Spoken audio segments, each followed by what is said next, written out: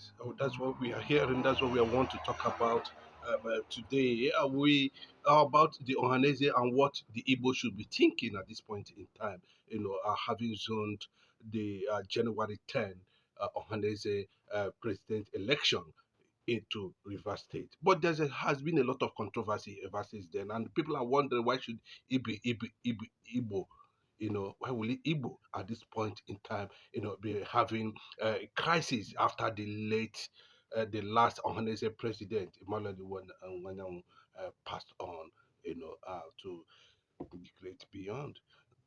Yes, that's what we're sorry about. That's what we are talking about. That at this point, there has been names shortlisted, and the Igbo nation, the Igbo people, has been looking at those names to ascertain, the importance and significance of those names in relation to Igbo agenda. And of course, what is the real Igbo agenda? We want to move away, from Nigeria with all our 40 territories in our possession. A lot of things is going to happen this year, I can bet you, with the US election coming up on the 20th. On the 20th of this month. I'm not talking about the election anyway, in case I actually mixed it there. I'm talking about the coming of the inauguration of Donald Trump. We are going to see a lot of things change within the world space, and politically too, around the world. But the moment at this point in time, considering who the Igbos are, like they always say, there's already a campaign going on that we are Igbos. And when you say you are Igbo, it carries a lot of weight, it carries a lot of things, it carries, significantly, things, that has to do with the culture and tradition of this great people. That is just a fact.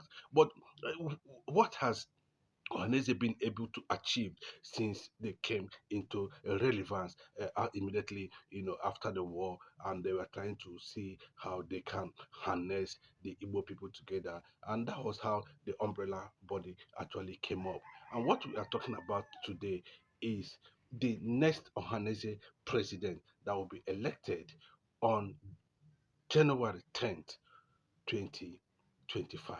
We have some top of people, who are already on the list. I remember we have Ozi Chuku in the Ozi Chuku, who is currently now who is here. Tenor will come to end this very month we are now. That's talking about January, and we're having Rotimi Amechi, we're having Mike Okiro, and so many other people from River State who has come to identify themselves, including the governor of the state, Fubara, backing the process of zoning Ohaneze, presidency to the South South, of course, River State, seen as the Igbo territory, seen as the Biafran territory, also seen, as our brother, irrespective of what the North is trying to create, or the Yorubas are trying to plant, what the kind of sentiment they're trying to create there.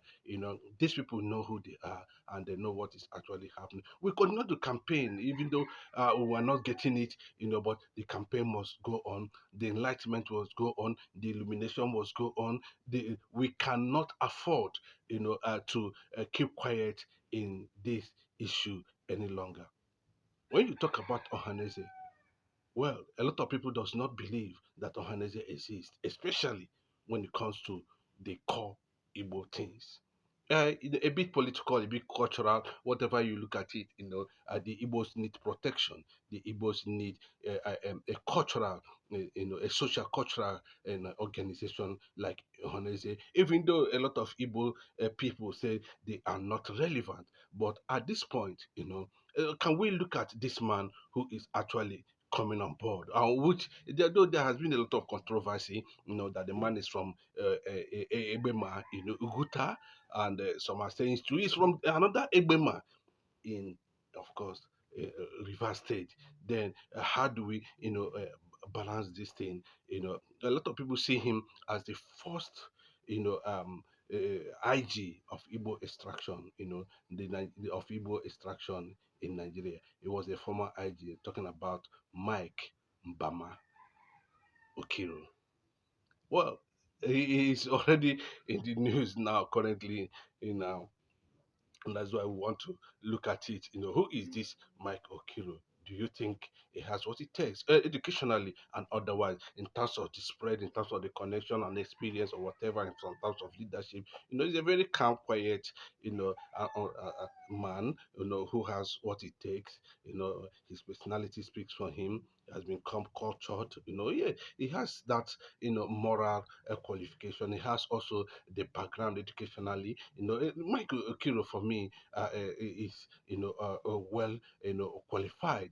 But the Mbako Ebema endorsing Michael Okiro, Mbako Ebema is the one we are talking about, a group of social group from Ebema, in River State, who are coming out massively and claiming that Mike Okiro is their son and is from River State, and we are hearing also that he also has some kind of relationship in Uguta. Whatever, however you look at it, we have seen him, and we hope that he's going to be able to drive the next leadership if he is actually elected. He has shown interest, and the governor of that state, Fumi, Simi Fubara, has also signaled that the Ohanaeze can go along, with the zoning of Ohanaeze president to River State. But there has been massive protest. There has been, resistance in that regard from some people who feel that River State should not be included as Igbo territory. That is a typical lie. That is a lie from the pit of hell. How do you, does how do you people arrive at that sentiment? Why? Because there was a war. The Igbo were involved in that war. That does not mean that they should able to. They will also lose their sense of belonging. The Igbo is just the umbrella tribe or race. In the entire old eastern region, which you people are aware. Needless of us, talking about that for now. But the fact remains that River State, Delta State is regarded in the Ohanaeze Constitution as the core Igbo states. There's nothing anybody can do about that. We remember James Onovo. A lot of people can remember James Onovo. The man that succeeded. Mike Okiro.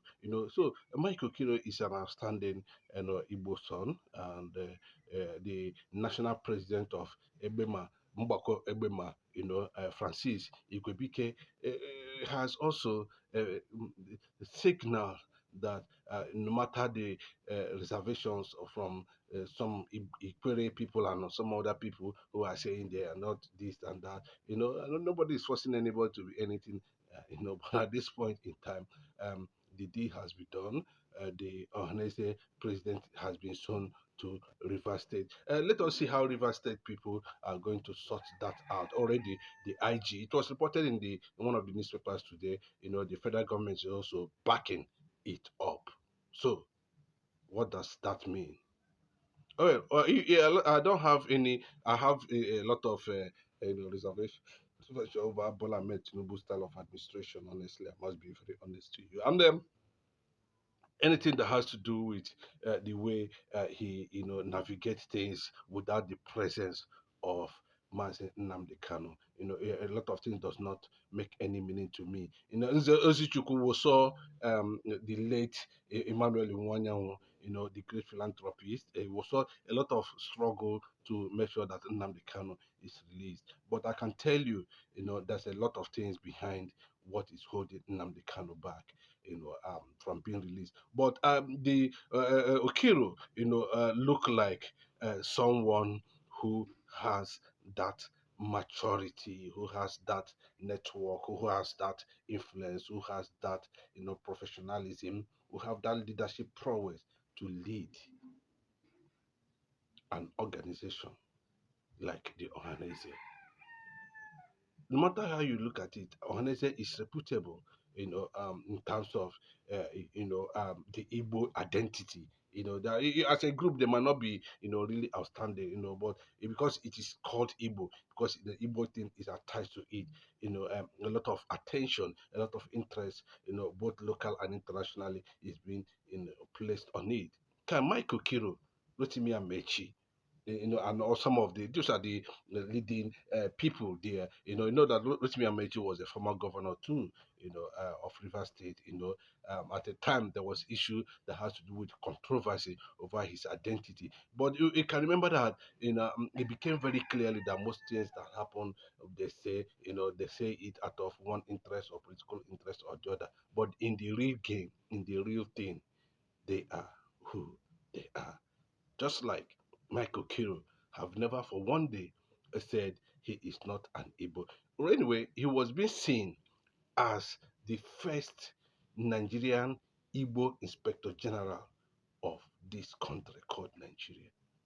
So the network is there, and we believe that Mazin Namde Kano issue and the Biafran issue, because what we need is just solidarity and capacity, expanding our network and grassroots movement, extending our deep reservations, over the issue that has to do with South South, include when I mean the entire South South, what is going on, because is the part of the concept, and we need somebody who can actually continue to bridge that gap, because they are all Biafrans, no matter how you look at it. The Yorubas are saying the same thing, that the Igbo, of course, there's need, like the recent statement credited to Yoruba agitator Ndigbo, who came out recently, about a few days ago, to said that there's no going back on Igbo nation, Yoruba nation. But that is their business. The Biafran cause, the Biafran agitation has gone beyond that level. Anybody that is telling you about Nigeria for now, need to understand a lot of things. Nigeria has come to a halt, and the Igbo are mobile people, and they cannot be stopped. And for them not to be stopped, they are advocating for their own sovereign nation, for their own recognition, for their own freedom, for their own sovereignty, and that is why Mazin Nnamdi Kanu today is being seen as the most,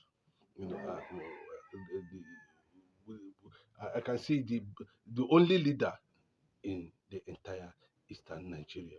Oh, that is the game. Let us see how this thing is going to navigate as the election is coming up a few days from now. I'm talking about the Ohanaeze president, Mike Okiro, Mbama Okiro, and Rotimi Chibike Amechi, a former governor of Rivers State, are already on, and some other candidates also already in line. There's no form of opposition that's going to stop that. Because the Ohanaeze has their constitutions, and they have what it takes to do the right thing. And what is the right thing?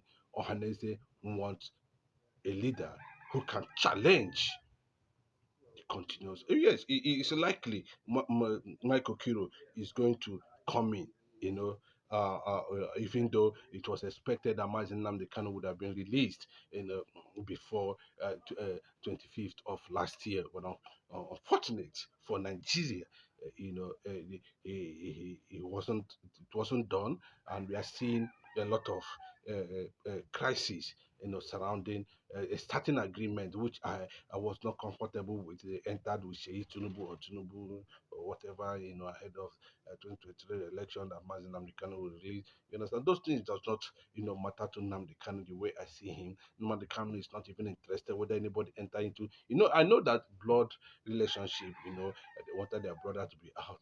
But the Mazin Nnamdi Kanu, has stamped himself already in the consciousness of agitation for the restoration of Biafra all over the world. There's nothing anybody can do about it. The young man is resilient, focused, determined.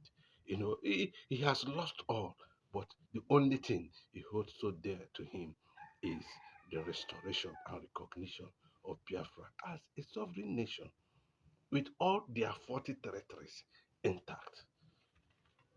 Not only that, there is something that's also going on about extending referendum to some other minor blocks who want to come in at the end of the day. But the world will decide that in a very short while, which I know when Nnamdi Kanu will be released to finalize the recognition around the world. But what we are saying is that does Mike Okiro have what it takes to stand against the Hamadike himself in terms of driving the Biafran agenda or protecting the Igbo interest against the rampaging Nigerian federal government?